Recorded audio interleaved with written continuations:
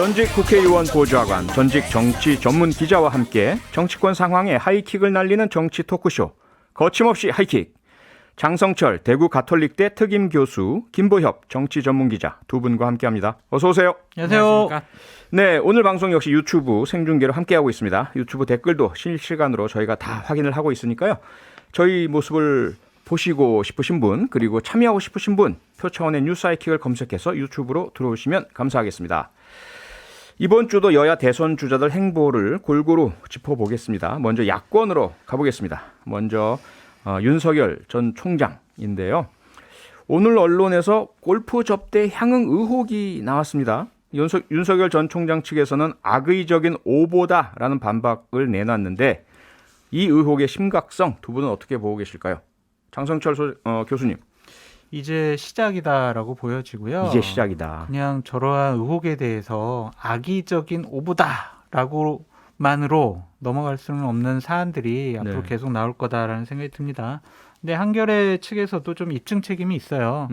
그 일정표가 조남우 회장의 진짜 사용하던 일정표였는지 그것은 객관적으로 검증과 본인들이 그것이 맞다라는 것을 좀 확인을 해줘야 될 것 같다는 생각이 들고요. 만약에 이것이 사실이라면 골프야 칠 수 있지 않겠습니까? 근데 거짓말 논란, 이것은 공직자가 해서는 안 되는 가장 큰 기본적인 요건이 저는 거짓말이라고 생각이 들거든요. 거짓말 논란까지 확산되면은 잡매에 하여튼 멍이 들잖아요. 안 좋은 쪽으로 가고 있다라고 보여집니다. 네, 김보혁 기자님, 지금 장성철 교수께서 두 가지 문제를 지금 지적을 하셨어요. 하나는 사실 여부에 대한 한겨레의 어떤 좀 더 근거 제시나 팩트 체크가 필요하지 않느냐. 두 번째로는 윤석열 전 총장 측에서는 이거 거짓말 의혹까지 더하면 큰일 난다. 만약에 사실은 사실이 있는 대로 밝히는 게 좋지 않겠냐. 어떻게 보십니까? 이 상황. 첫 번째 거는 제가 속보를 보고 들어왔더니 이미 한겨레에서 그 조 전 회장의 일정표 입수 경위 그리고 그 일정표에 나와 있는 것과 실제 조 전 회장의 동선 확인해 보니 사실이다라고 그 추가 취재를 좀 해서 보도를 했더라고요. 추가 보도 나왔군요. 예, 제가 취재를 했던 경험에 비춰보면 이런 정도의 보도를 하면서 후속 보도 없이 준비해놓지 않고 하나만 툭 하지는 않거든요. 이미 일주일 전에 오마이뉴스에서 이 조남욱 전 회장이 충청 출신의 서울법대 출신이라고 하더라고요. 그래서 충청 출신의 검사들, 서울법대 출신 검사들을 쭉 관리했고 그 리스트에 윤석열도 있었다, 이런 일보가 있었습니다. 있었죠. 보도 위에서 한 것 같은데요. 지금 쟁점이 되는 건 악의적 오보다 라고 하면 실제 이제 윤 전 총장이 예전에 검찰총장 시절에는 그거 오보야 이랬으면 끝났을지 몰라도 대선 후보 입장에서는 내가 그날 무엇을 했기 때문에 그 현장에 있지 않았다라는 구체적인 입증을 해야 될 겁니다. 알리바이 제시죠. 왜냐하면 방금 그 장 교수님 거짓말 논란 얘기를 해주셨는데 이게 충돌이 되는 부분이 인사청문회 때 얘기거든요. 인사청문회 때 2010년 중수 이과장에 온 이후로는 골프를 거의 치지 않았고 그때 가면서 채를 다 후배들 줬다 이렇게 얘기를 했어요. 근데 이때가 2010년이고 지금 한겨레가 보도한 건 2011년이지 않습니까? 그렇다면은 좀 뭔가 앞뒤가 안 맞는 거고. 그런데 오늘 윤 전 총장 해명 뒤에도 약간의 여지를 남겨둔 게 뭐냐면 내가 예전에 그분을 많이 만나긴 했다. 근데 20년과 10년 지금으로부터 20년부터 지금으로부터 10년 사이에 만났지 최근 10년 사이에는 연락이 없었다라고 얘기를 했습니다. 근데 지금 10년 전이라고 하면 시점이 2011년까지 포함이 되는 거잖아요. 그때까지는 조 전 회장을 포함해서 여러 지인들과 골프도 하고 식사도 했다라고 오늘 해명에서 또 얘기를 하거든요. 그러니까 시점이 좀 명확해져야 될 필요가 있을 것 같습니다. 김보혁 기자님 너무 신나셔가지고 막 얘기하세요 지금. 아니 뭐 제가 신나는 건 아니고. 아니 제가 한겨레 후속 취재까지 이렇게 나왔으면은 윤 전 총장이 또 어떤 해명을 하는지 좀 보고 판단해봤으면 좋겠다라는 생각도 듭니다. 하지만 결과적으로 어쨌든 어느 한쪽이 뭐 근거 부족한 허위 보도였거나 아니면 거짓말이었거나 치명상을 입는다. 이건 변함없는 그렇죠. 사실이죠. 네. 그렇습니다. 네. 뭐 이런 의혹들 앞서 장성철 소장께서는 검증의 이제 시작이다라는 말씀을 주셨는데 그렇죠. 네. 계속해서 여러 가지 의혹들이 나오다 보니까 뭐 국민의힘에서도 뭐 시간이 이렇게 입당이 지연되는 것에 대해서 여러 이야기가 나오고요. 그런데 윤석열 전 총장은 계속해서 국민의힘 입당에는 거리를 두는 듯한 모습과 발언들을 내놓고 있습니다. 그러면서 혼자 이제 단독 행보를 이어가는데 지난 주말에는 광주 5.18 민주묘지를 다녀왔고요. 이런 일련의 행보들 어떻게 보세요? 그러니까 당연히 가셔야 할 곳들을 그냥 하나하나 차근차근씩 다니고 있다라고 보여지는데 네. 가고 나서는 좀 다 뒤끝이 좀 안 좋은 일들이 나타나는 것 같고요. 네. 오늘 같은 경우도 뭐 인천공항에 갔네 안 갔네 이런 거 가지고 또 캠프 내에서 브리핑을 잘못해서 네. 여러 가지 혼선이 있었다. 이런 것은 좀 준비가 부족하지 않았느냐라는 비판을 받을 수가 있어요. 예. 그러니까 안 좋아요. 그러니까 실수가 자꾸 누적되면 그것이 바로 실력이거든요. 네. 그러니까 이런 캠프 내의 혼선을 하루빨리 재정비해서 예. 대응을 잘 하셔야 된다라는 생각이 듭니다. 뭐 그거야 당연한 말이고 정답이긴 한데요. 이렇게 혼선이 나오고 스텝이 꼬이는 이유. 그거는 전문가가 안 가서 그래요. 예를 전문가가 안 들면 지금 가서. 캠프의 총괄을 이석준 전 국무조정실장이 하잖아요. 네. 그분은 정책 전문가지 정치 전문가가 아니에요. 그렇죠. 캠프의 총괄은 공무원이었죠. 네. 공무원 출신이죠. 네. 예. 네. 캠프의 총괄은 정치를 해봤던 분, 대선을 치러봤던 분, 이런 경험 있는 분이 캠프의 총괄을 해야 돼요. 예. 그래야 메시지 어떻게 가고 일정 어떻게 하고 전략 계획 어떻게 하고 그 차원에서 공보는 어떻게 하고 이렇게 딱딱 업무 분장을 해줘야 되는데 네. 이석준 실장님 능력 있는 분이지만 이걸 경험해보지 못했어요. 그래서 혼선이 있는 것이다라고 말씀드려요. 그 비교가 되는 게 네. 최재형 전 원장 경우에는 캠프가 꾸려지지도 않았고 되게 소규모고 그런데도 거기 좌장이 예. 정치를 아는 분이잖아요. 예. 김영우 전 의원이다 보니까 뭐 메시지나 뭐 방문이나 이런 게 윤 전 총장 쪽 캠프보다는 훨씬 뭐가 규모 있고 속도감 있게 나오는 거죠. 아하, 큰 뭐 논란도 안 일어나고요. 그렇습니다. 네. 김보혁 기자님. 그런데 이 광주 방문에 대해서 민주당 측에서는 상당히 좀 강한 비판의 목소리들이 많이 나옵니다. 예. 특히 대선 예비 후보이기도 하죠. 김두관 의원 같은 경우는 본인 스스로 이제 오늘 광주 5.18 묘지에 갔고요. 민주묘지 갔고 윤 전 총장이 손으로 만졌던 열사 묘역의 묘비를 손수건으로 닦아내는 예. 이런 이제 모습까지 보였는데 어떻게 보세요? 김두관 후보도 민주당 대선 후보 경선을 뛰고 있는 중이니까요. 네. 그런 차원에서 이해를 하고요. 윤 전 총장이 광주를 가서 깊이 그 한을 느끼고 의미를 깨닫고 또 유족들을 만나고 이런 건 저는 좋다고 생각합니다. 네. 근데 김두관 후보 입장에서는 선거운동도 해야 되고 하니까 당신이 5.18을 알아? 당신 손에 오염된 거 내가 닦겠어. 뭐 이런 차원의 행보라고 봐야죠. 저도 네. 좀 말씀 좀 드릴게요. 예. 아니 그거를 이해할 일이다라고 말씀하신 김보혁 기자님을 이해를 잘 못하겠어요. 예. 왜냐하면 무척 실망스러운 퍼포먼스다라는 생각이 듭니다. 5.18 정신이 배척은 아니잖아요. 아, 그럼요. 화해하고 용서하고 관용하고 그 정신에 맞는 행동이었느냐 그렇지 않은 것 같아요. 그래서 저 김두관 후보께서 너무 조급한 마음에 지지층의 환호를 이끌어내기 위해서 윤석열 총장에게 타격을 주기 위해서 그런 행동을 하신 것 같은데 김두관 후보답지 않은 행동을 하셔서 약간은 좀 실망스럽다라고 말씀드립니다. 그 지난 5.18 기념식 때 5.18 유가족 협회에서는 국민의힘 의원 2명을 초청하기까지 그렇죠. 하셨잖아요. 네. 전야제에. 네. 그건 왜냐하면 국민의힘 의원이지만 5.18 관련법에 대한 개정에 힘써준 노력도 있고요. 그럼요.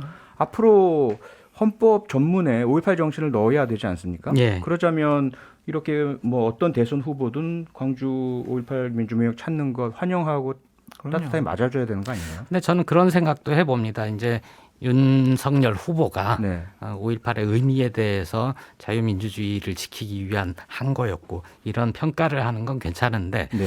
과연 그러면 그 일이 벌어지게 했던 당시 군부 예. 대해서 전두환 노태우에 대해서 네. 어떻게 평가를 하는지 아직 얘기를 한 적이 없거든요. 왜냐하면 검찰은 이전에 전두환 노태우에 대해서 성공한 쿠데타는 처벌할 수 없다라고 얘기를 한 적이 있던 사람들이기 때문에 네. 그렇다면은 검찰총장까지 지낸 윤석열 후보는 네. 여기에 대해서 어떻게 보고 있는가, 어떻게 역사적인 평가를 하는가에 대해서 좀 더 구체적인 얘기를 할 필요가 있죠. 그 부분은 5.18에 가셔서 윤석열 총장이 충분히 얘기했다고 생각이 들고 네. 물론 대학교 다닐 때 예. 5.18 전이었지만 5월 8일 날 예, 네. 당시에 이제 모의법정에서 모의법정에서 사형을 선고했잖아요. 무기징역이라고 바로 잡았죠. 무기징역. 예, 예. 예. 그러니까 그런 걸로 좀 우리 가늠해 볼 수 있다라는 생각이 듭니다. 알겠습니다. 이번엔 또 다른 야권 주자 얘기를 좀 해볼까요? 앞서 김보혁 기자께서 언급해 주셨지만 국민의힘에 입당한 최재형 전 감사원장, 오늘은 오세훈 서울시장과도 만났고요. 부산 갔다가 이제 서울로 올라오는 상당히 광폭 행보 빠르게 속도전을 펼치고 있는데 이 행보는 어떻게 보세요, 김보혁 기자님? 뭐 괜찮은 것 같은데요. 예. 저는 앞서도 좀 긍정적으로 평가를 주셨죠. 예. 그런 점에서 긍정적이다. 캠프가 관리가 되는 것 같다는 점에서 긍정적인데 네. 저는 국민들이 이분한테 기대하는 얘기는 왜 감사원장, 임기가 정해져 있는 감사원장을 그만두고 대통령 선거에 뛰어드는가. 나는 어떤 대통령이 되고자 하는가. 그런 얘기를 하기를 기다릴 것 같거든요. 물론 이제 아직 정식으로 정치 참여 선언 혹은 대선 출마 선언 이걸 하지 않았기 때문인 것 같은데 지금 쓰레기 줍고 오세훈 시장 만나고 그럴 시간에 좀 더 근본적인 문제에 대해서 고민하고 뭔가를 준비해서 내놔야 되지 않나 싶습니다. 예, 장성철 교수님. 아무리 여러 가지 뭐 여권의 그런 뭐랄까요, 뭐 조치나 이런 것에 문제가 있었다 하더라도 헌법에 보장된 임기가 있고 참 중요한 헌법기관인 감사원장의 역할인데 사상 최초로 도중에 임기를 그만두고 대선 출마를 한다. 그럼 그에 걸맞는 국민 납득할 만한 설명이 있어야 되지 않겠느냐. 해야죠. 어떻게 생각하세요? 해야죠. 그 부분 분명히 하셔야 되고요. 네. 그 부분에 대해서 국민을 설득하지 못하면 앞으로 대선 과정 중에 두고두고 공격 포인트가 될 거예요. 네. 그래서 어쨌든 첫 메시지를 내실 때 그 부분에 대해서 정말 국민의 공감대를 이끌어낼 수 있는 설득력 있는 명분을 꼭 말씀하셔야 된다는 생각이 들고 예. 지금은 솔직히 최재형 전 감사원장 어떤 판단을 못 하겠어요. 아하. 아직 뭐 쓰레기 줍고 오세훈 시장 만나고 했다고 해서 네. 저분이 대통령 깜일까? 라고 생각하기에는 좀 무리가 있잖아요. 앞으로 2, 3주 정도 어떤 메시지, 행보, 정책 내놓는 걸 보고 판단을 해봐야 되겠다라는 생각이 듭니다. 네, 그럼 이번에는 여당 민주당으로 넘어가 보도록 하겠습니다.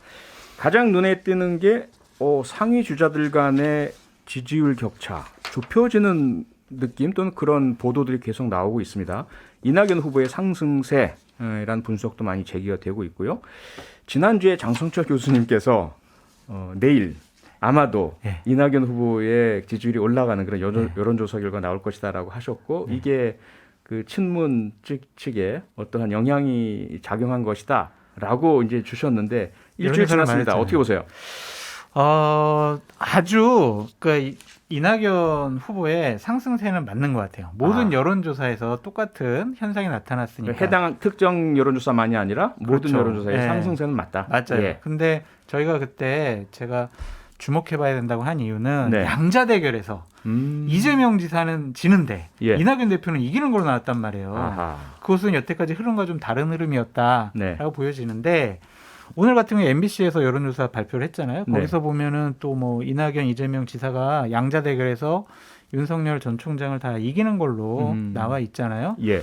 그렇다면 민주당 경선 되게 재밌을 것 같아요. 아하. 왜냐하면 지금 이재명 지사가 민주당 지지층에서 높게 나온 거는 양자 대결에서 계속 이재명 지사만이 윤석열을 이길 수 있어. 네. 그래야 우리가 정권 재창출할 수 있어. 라는 객관적인 데이터가 나왔는데 예. 이제는 이낙연 대표가 나가도 우리가 정권 재창출할 수 있어. 아하. 라는 객관적 데이터를 민주당 지지층에 지금 계속 제시하고 있거든요. 예. 이렇다면 앞으로 민주당 경선 알 수 없다. 라고 보여집니다. 알 수 없다. 김보혁 기자께서는 이재명 대세론, 어대명 흔들리고 있다. 이렇게 보십니까?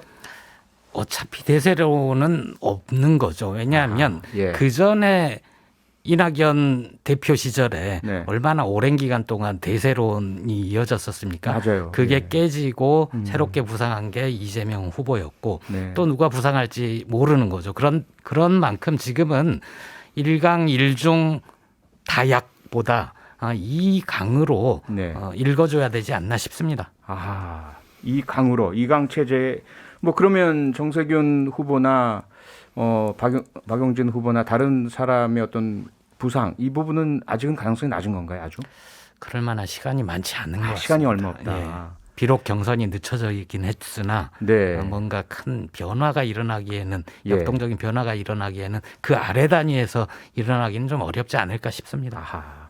장성철 교수님, 네. 이 민주당 경선이 관심을 받고 흥행이 되는 이유는 후보들 간에 막 다툼, 싸움, 욕하는 게 재밌죠. 이거 볼 재미가 있어서 아닙니까? 예, 그런데 이게 너무 지나치면 예. 또 독이 되잖아요. 그렇죠. 현재 벌어지고 있는 이 공방, 특히 SNS 무슨 팀 어떻게 보세요? 아직까지 선은 넘은 것 같지 않아요. 아직은요? 왜냐하면은 경고만 했어요. 지금 예. 이재명 지사, 이낙연 대표 측에서.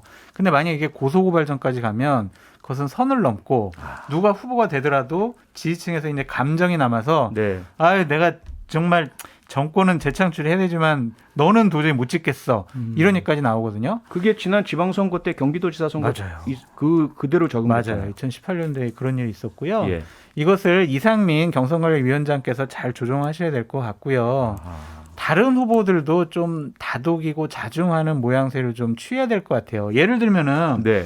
무슨 원팀 포스터 뭐 이런 거 있었잖아요. 이런 것 군필 원팀. 관련해서는 저 뭐 정세균 총리나 예. 박용진 의원이 이런 거 하지 말자, 안 된다. 이거 왜 이러냐. 나 빼줘라. 이런 식의 얘기를 했는데 예. 이낙연 대표 측은 좀 다른 얘기했어요. 아하.